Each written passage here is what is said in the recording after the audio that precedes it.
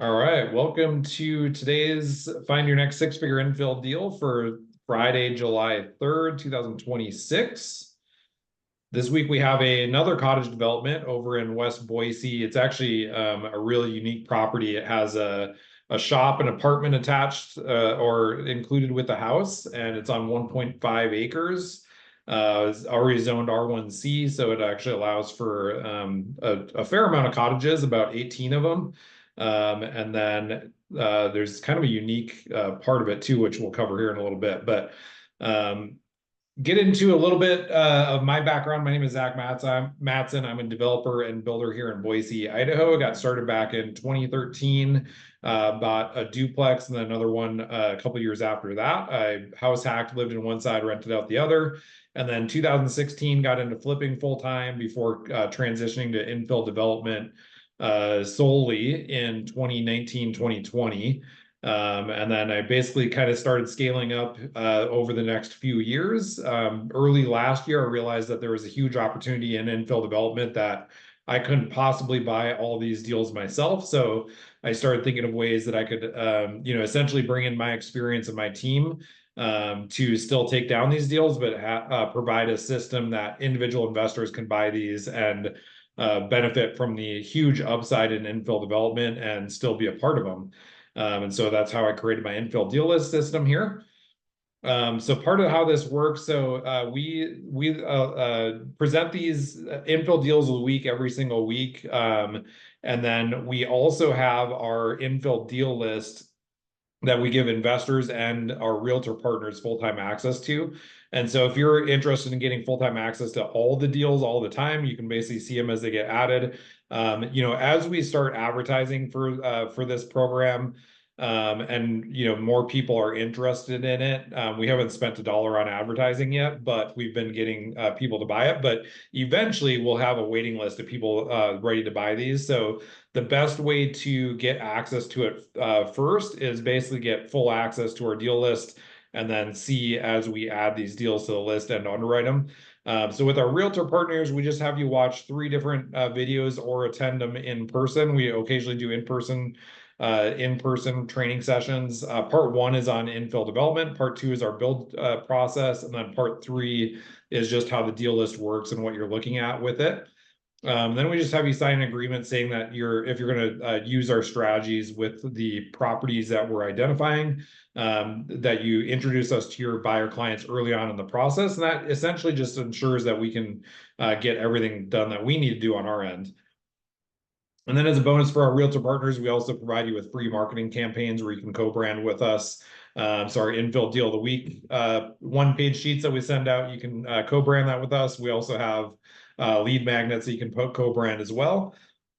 And then if you're an investor, you can also have access to the list full-time as well. We just have you have a signed buyer's representative agreement with a sponsoring realtor that's already been through the training. If you already have a realtor that you're working with that hasn't been through the training, you can still bring them into the program as well. They just need to do all the steps I previously mentioned. And then we have you watch the same training. It's just geared towards investors versus realtors. And then we basically have you sign an agreement also just saying that if you're going to use our strategy on the deals that we identify, that you'll use us for the development and building as well. That's a big reason why we're doing this. And then a little bit about how we make our money. So I'm a developer and builder. So I make money on the build and the development side as a general contractor. We also charge a consulting fee at purchase, and basically that just covers the time and effort we have into the front end of all this, setting up the system, but also with the due diligence, which we'll get into here in a little bit, but just covers our time that we put into the due diligence because we do about 95% of it for you. And then we also we manage all the entitlements as well. So that's getting the project approved. So we still use all the professional services like engineers and then work with the city and everything, but we coordinate between all that and just charge you an hourly rate at the actual hours that we put into the project for you. Okay, and then a few details of our offer here. So basically, I created this system just realizing that individual investors don't know a whole lot about development, and we wanted to create a system that you didn't have to learn development or the building process. And so I kind of created it with keeping in mind that investors don't want to lose money. They don't know the process, or they're afraid of making mistakes along the way, or projects dragging on too long, contractors cutting corners, or just not having control or visibility into the system and process. So some of the core components of this, so we offer expert deal underwriting. So we have done these deals ourselves. We actively do these deals ourselves. So we're not just estimating numbers. We've actually done these. We do offer negotiation support. So we help you and your realtor get offers accepted that works for all parties. And then we also do the step-by-step due diligence. So we have our 200-point due diligence checklist that we go through on every single property that you have under contract. So you can follow along with that. Once you're under contract, we share with you that checklist, and you can follow along. Like I said, we do about 95% of that. The other 5% is you and your realtor. Then if there's an existing house on the property that needs renovation, we can also do that. And then getting into what I mentioned previously, we do the entitlement management. So just kind of manage the process, getting it entitled. And then we also do the horizontal development, which is basically putting all the infrastructure in to be able to build houses. So that's all the everything like at ground level and below. So it's all utilities, sewer, water, all that fun stuff. Then the vertical is the actual physical construction of the houses. So we do that as well. Some of the bonuses we give you. So when you sign up for our program or get on our email list, we'll send you our ultimate guide introduction to infill development. We also, once you have a project under contract, we share that due diligence checklist with you so you can follow along. And then before the end of due diligence on every property, we give you our one-page underwriting worksheet, and that acts as the final go or no-go for you to make your final investment decision on. So that's going to show you the key details of that project, the timeline, the expected returns, the cash. It ultimately gives you all the key information that you need to make your final decision on. Then as we move through entitlements, we provide you with our entitlement process checklist with projected timelines. We do the same thing for the construction process. And then also on all of our new builds, we do a third-party new home inspection report, and we actually inspect behind the walls as well. So you actually have 4 key phases that we have it inspected with a third party. That helps holds subcontractors accountable and us accountable, and making sure that you have a perfect home, whether you're going to keep them as a rental or to live in or to resell them. You can provide that inspection report to the final buyer. And it's a lot of times that saves time and money and hassle. But then we also back up all of our construction with a 1-year builder warranty. Then also monthly, we do a monthly progress call where we review all the active projects that we have and the progress that was made on that previous month. And then we get into our guarantees here. So we do an entitlements guarantee. So basically, once you get to the end of due diligence and we finalize that due diligence and entitlements, we give you that 1-page worksheet. Well, that 1-page worksheet, that's going to have the number of units that we guarantee we're going to be able to entitle. So for this deal this week, it's 19 total units. There's the existing house, and then there's 18 cottages. So if it remains that way through due diligence, now sometimes that goes up or down. This one we're pretty confident in, but by the end of due diligence, we're really confident. We back that up with our entitlements guarantee. So if we don't get that unit count entitled, we actually refund you, or I should say credit you that entitlements fee that we charged at the front end. We either credit that towards the next purchase if you're moving on, or credit it towards the horizontal development cost, so it brings your cost down. Then we also have our underwriting guarantee. This is our profit guarantee. So essentially what it is that we guarantee that if the project doesn't meet at least 100% of the projected profit at that final underwriting, we're going to refund you up until it does. Now that's up to $50,000 per lot split, or up to 2 units. And then for more than that, up to 10 units, it's $20,000 per door. And so this deal, it's more than 10, but it's $20,000 per unit up to those 10 units for a maximum guarantee of $200,000. It's not designed to, you know, completely eliminate risk. No, there's no such thing as a risk-free investment. But what it does do is shows you that we have skin in the game, and we're backing up what we're saying. And then we also have skin in the game. And then ultimately it's providing you additional buffer to make sure that, okay, you know, you're going to at least make this amount unless something major happens, and that's out of a lot of control. But we back that up, and we go in really conservatively on all this stuff too. So our biggest goal is to underpromise and overdeliver on every one of these projects. So your experience in this, your role is that you make the big decisions. We do the heavy lifting. The target is 6 figures in 36 months or less. A lot of these cottage deals, we'll get into the details, but they reduce the timeline by about a year on a traditional subdivision of the same size. And the reason that is because it's a simplified process. And then the protection that you have, so you own the deal 100%. This isn't a syndication. You're not investing passively in somebody else's deal. You know, so you control it totally. You know, obviously we have contracts in place and everything, but you own the deal. You make all the big decisions. We just do all the heavy lifting for you. And then again, so since you hold the full ownership, you also participate in the full upside. So if the market improves, or, you know, really what happens on most of these deals when we underwrite them, we actually expect them to overperform what we're underwriting anyway. But you're basically participating or benefiting from that upside. All right, without further ado, I'm going to get into today's deal. So today's deal is a cottage village in West Boise. I'm going to share my screen here. Thought I had the deal sheet pulled up. There it is.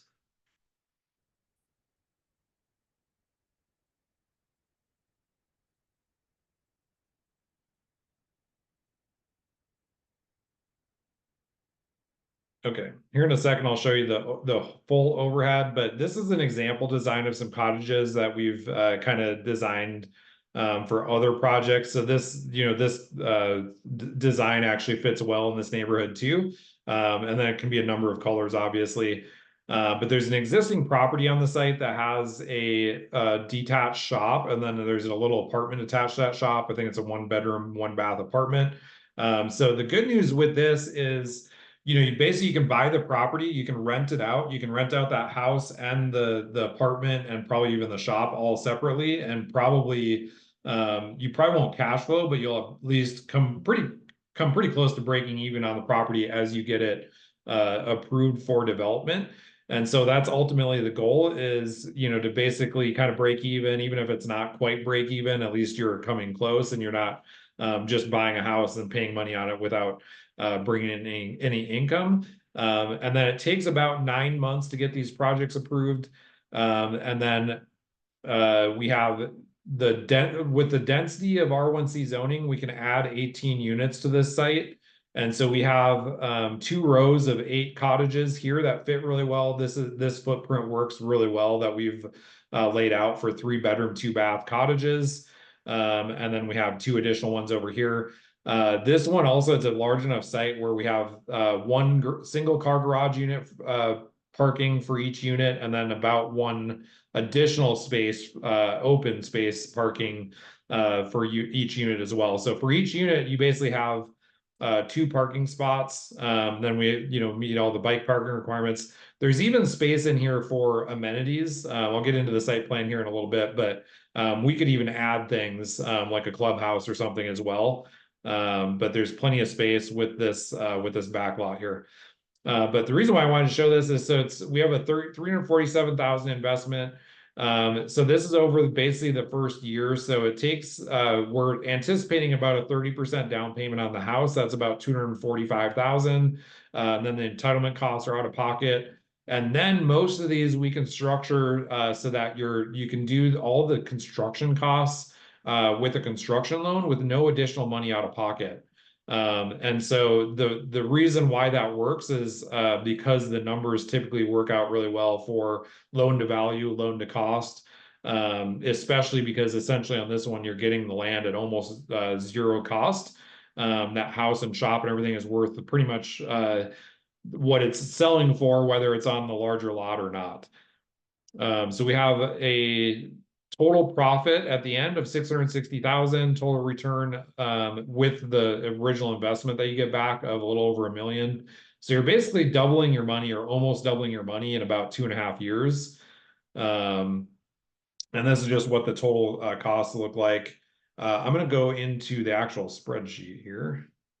This is laid out a little better. Okay, so these are actual underwritten numbers. So a little over 660,000, a little over 346,000. And then we dial these in more for the underwriting too, but we underwrite these cottages all the time. So these are going to be fairly accurate. We have one currently working through entitlements. So we can pull those numbers off or pull numbers from there pretty easily. So these are usually pretty accurate. But again, once we start jumping into this specific deal and getting more information on this specific site, there's a lot of background work that has to be done to get these entitled and do the due diligence. So, we don't do that before somebody has under contract, but these numbers are going to be pretty accurate. In fact, this number might even be a little bit high. So basically 56,000 per unit for development costs. Again, so the one thing with cottage developments, they don't typically require as much horizontal infrastructure as a typical subdivision.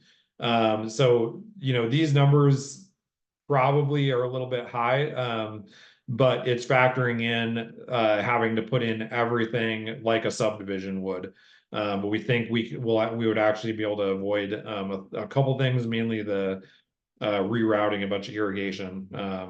So that usually saves quite a bit of money. If you sold it as an entitled project, this is what we think you a developed project. So if you put in all the infrastructure and it was ready to build vertically, you could actually still make money on that as well. Looks like probably pretty close to 300,000. But typically with the cottages, so the way this works, the reason why it's different from a typical subdivision is on a typical subdivision, you put in all the infrastructure, so you get the roads and sidewalks and all the utilities in, and then you have separate lots that you have to get platted, and so you have to wait a little while to get that plat signed, and then you can build vertically. So a lot of times developers will go in and put in all that infrastructure, and then they'll just sell the lots off individually. With these cottage villages, you're still staying on one lot. So you put in all the horizontal infrastructure, but then you don't have that wait time in between to get the plat signed. And so you can basically move immediately into vertical construction, which saves you 3 to 6 months on the timeline for getting that plat signed. You also save 3 to 6 months on the front end for getting the project approved, because it's just a decision, an administrative decision at planning and zoning. You don't have to have the planning and zoning council or the city council approval. So you save several months of approval timeline in there as well. And then with these cottages, they're maximum of 1,000 square feet. Again, we have 3-bedroom, 2-bath floor plans that we've already designed that have basically the same floor footprint that I showed previously. And then this is what we expect our construction costs to be. We also factor in loan costs for that construction. So your total cost before the interest is about 284,000 per unit. With that interest, it's about 310. And then we have a resale of 375. So profit per unit of about 40,000 for whoever buys this. Now this, I could see these units actually selling for closer to 399, but we're gonna be conservative on this end and put them at 375. And so I could, like I said, if this sells for 399, which I think is pretty likely, these numbers get kind of silly, where you're making almost $1 million, over $1 million on this project, with little money out of pocket. A big reason why the little money out of pocket too is, but again, you're not buying land, you're not buying raw land. A lot of times when you buy raw land, you have to either pay it fully cash or put 50% down or 40% down. This one, because there's an existing house, you have a lot, you can use higher leverage because it's retaining its value there. There's even a possibility to split this off. I'll show you here in a second what I'm talking about, but you could theoretically make this 2 lots and basically just make the cottage development itself, its own lot, and then the existing house, its own separate lot, instead of basically packaging it together and selling it as on a condo plat. So we have this existing house. I think this is going to be worth the same either way, whether it's on this 1.5 acre lot or less. When we ran the comps, mainly because so when I ran the comps on just the house, I was getting about 650, but that was without the shop or the apartment. So once you actually factor in the shop and apartment there, you're adding about another 150,000 in value. And so that's where we get up to this 800,000 we feel is going to be the value either way, whether it's on this acre and a half or not. And then just with the existing house holding costs, and then the payments that you make along the way, and then the rental income, you end up losing a little bit of money on that existing house just because of these sale costs and a little bit difference between the rent and the rental income. Okay, and then this is if you were to refinance all of the cottages. So if you wanted to refinance this into long-term debt, keep them as rentals, that's always a possibility. When we've analyzed these in the past and right now, essentially, that doesn't really work very well. Once if interest rates in the next 2 years while this is under development get down into like the low fives, very likely it would make sense to refinance all the debt and keep them as rentals, because you're taking that equity and you're putting it in there. But right now, with long-term debt on this being 6.5 to 7% or more, you're going to have negative cash flow, and so it won't really work. That's why it works better to sell them off. But again, so if interest rates come down, that might make more sense to keep them as rentals. Likely, as interest rates come down too, the value of the houses are going to go up as well. Okay, I'm going to show you the site map here. So this is the main parcel right here. This one is about an acre, 1.04 acres. And then they also own and are selling this portion to the southeast as well. So this is all part of the same property. And then originally when I looked at this, I thought, okay, the access is going to be a little bit tricky because there's only 20 feet between the house and the property line here. So it makes now they have a road there already, but theoretically you have to have a 20-foot wide road and you're supposed to have a sidewalk. So this could be proved difficult to have access in here. So that when I originally looked at this, when it came on the market first, I was a little apprehensive if we'd be able to do this. Now, what I will say is worst case scenario, you tear off half of this garage, just turn it into one car garage, and you basically just put some extra money into the rehab of the house. You're basically losing a one car garage. So I think that's worst case scenario to get access from here.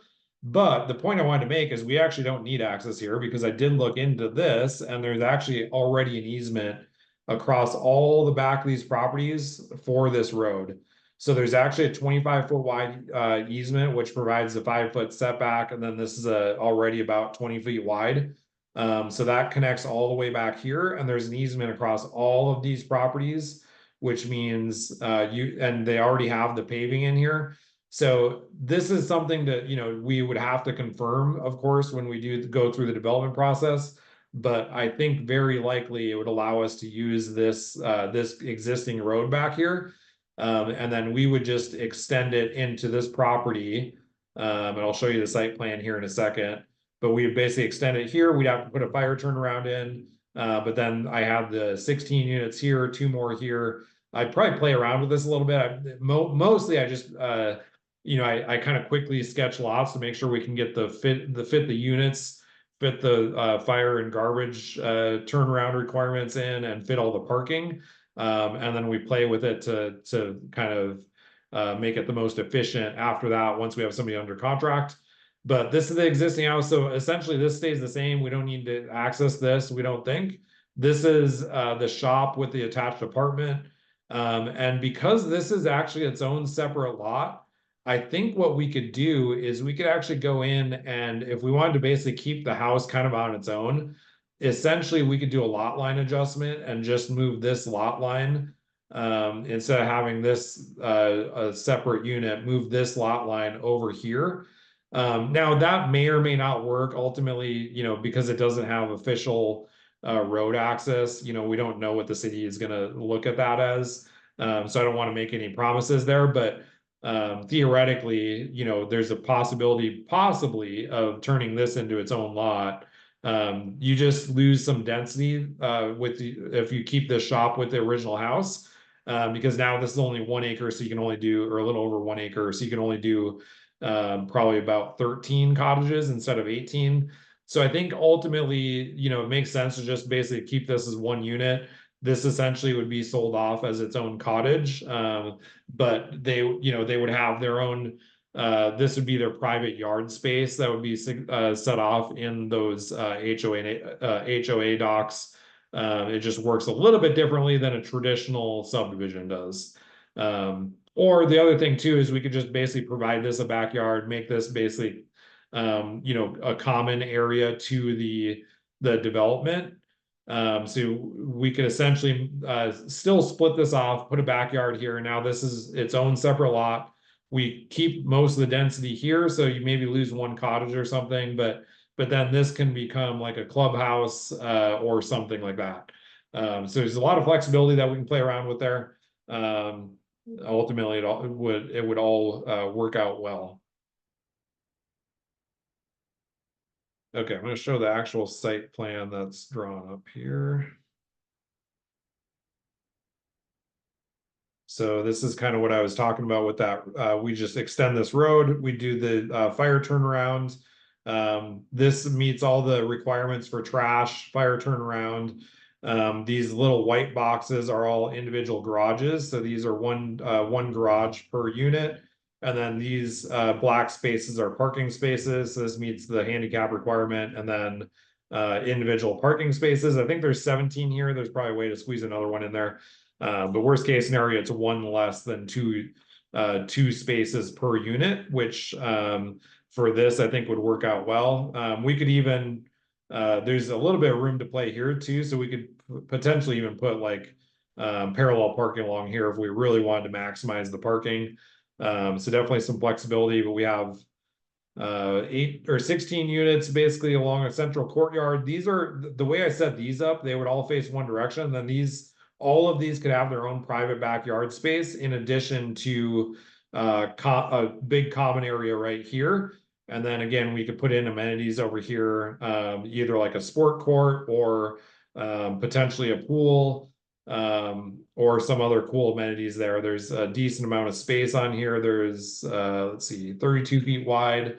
So yeah, enough space to put in a pool or, again, sport court, something like that. And we could play around with this as well and kind of maximize the potential for it. But yeah, that's kind of what I have for this site so far. Stop the share there.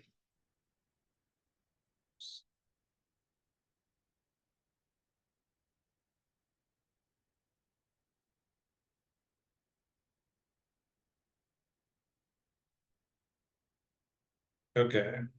So total site is 1.583 units. If you multiply that by the maximum density, you get 19 units. So basically we lose a unit because you keep the existing house. That gives us up to 18 cottages that we can add. And that's how I got to all these numbers. And they definitely 18 cottages fit on there pretty well.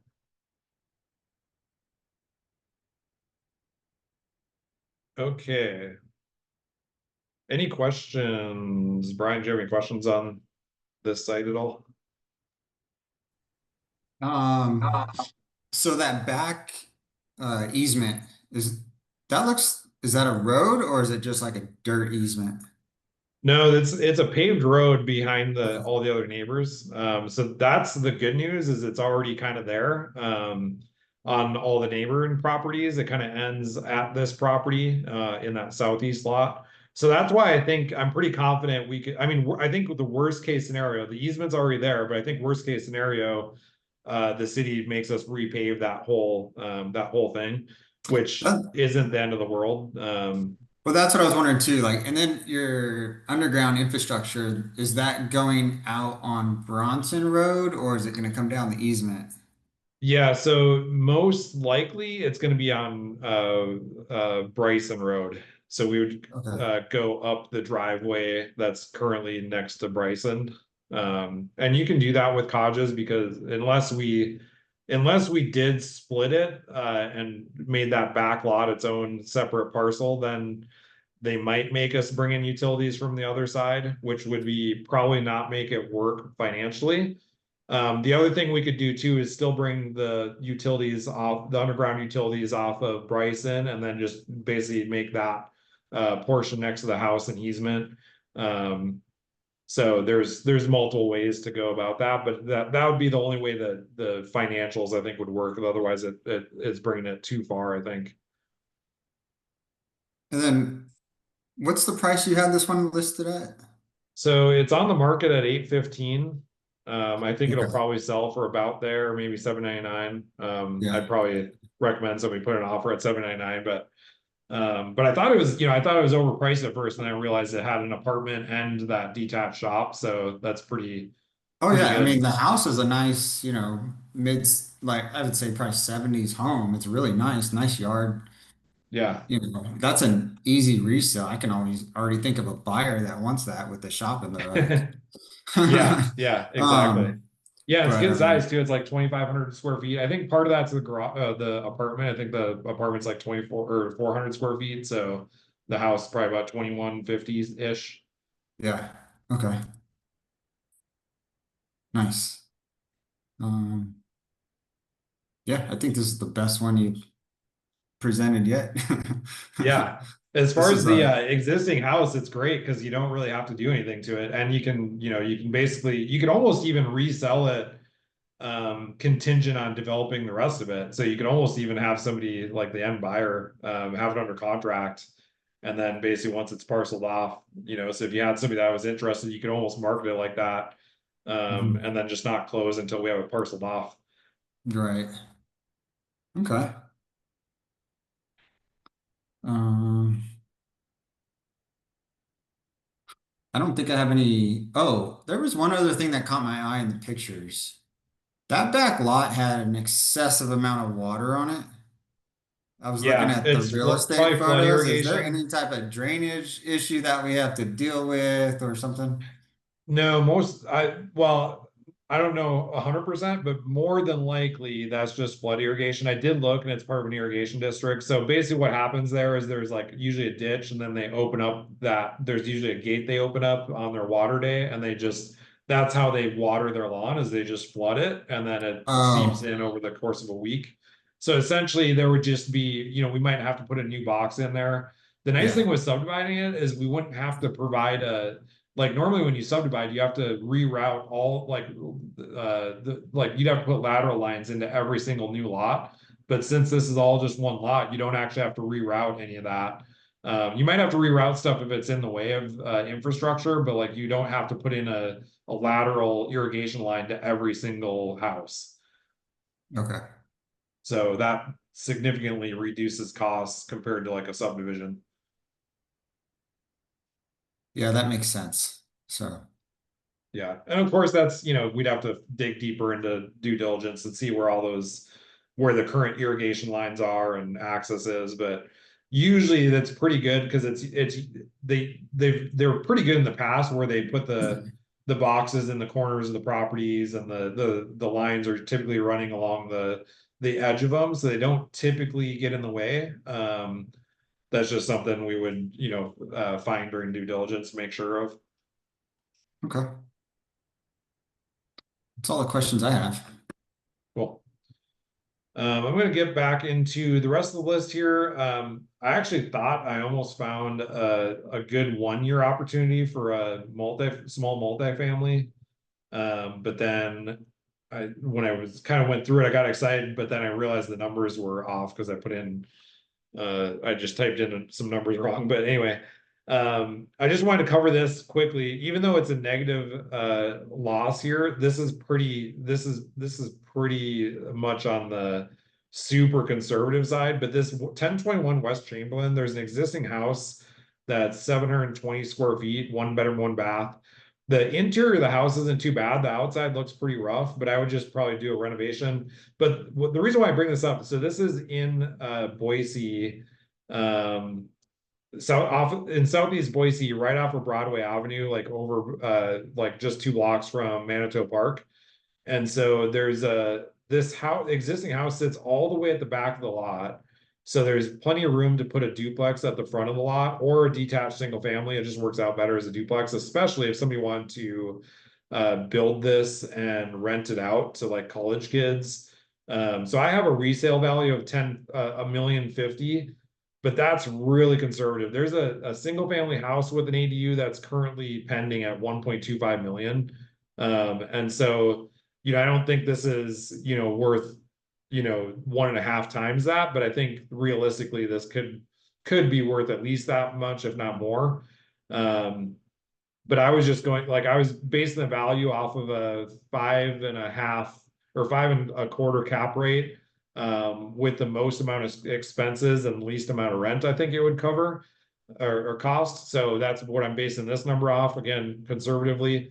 But the main reason why I want to bring this up for, like for the recording in particular is if there's, people looking for a rental, um, or to build a rental, if you build this out, so it's going to only cost, you obviously have to buy the existing property, you have to put a little money in. This 630,000 is to build a duplex. It'd be 3 bedroom, 3.5 bath each, and then fixing up the existing 1 bedroom, 1 bath ADU that essentially would turn into an ADU at the back of the lot.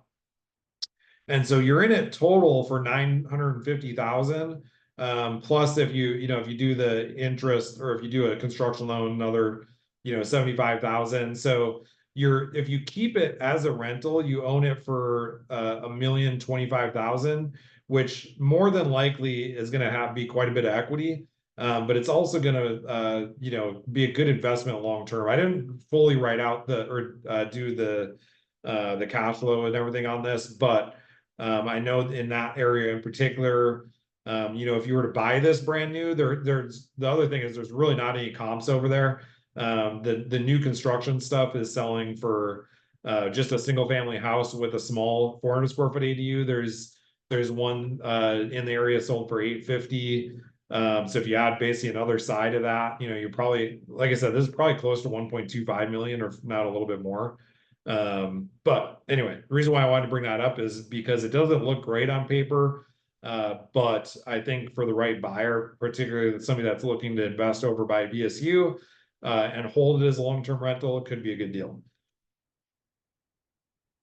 And then there's this property, kind of over off or it's actually right off of Hill Road. One of the new lot would actually face Hill Road.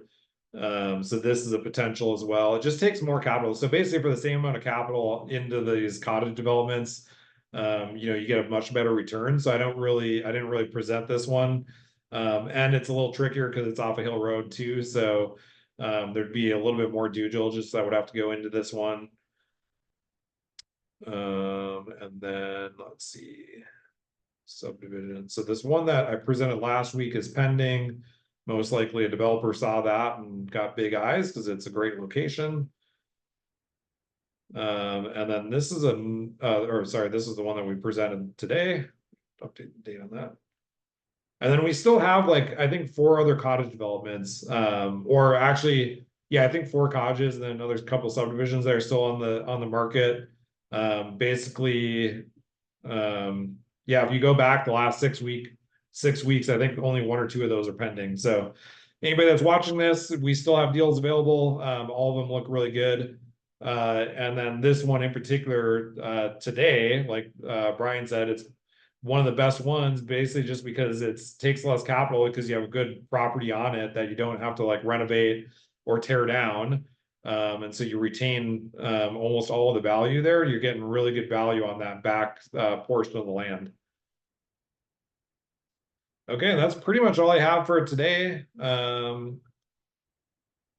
Appreciate you being on here, Brian, and then anybody listening in. If you have any questions, just I'll catch you or reach out to me, and we can cover any of your specific questions or concerns.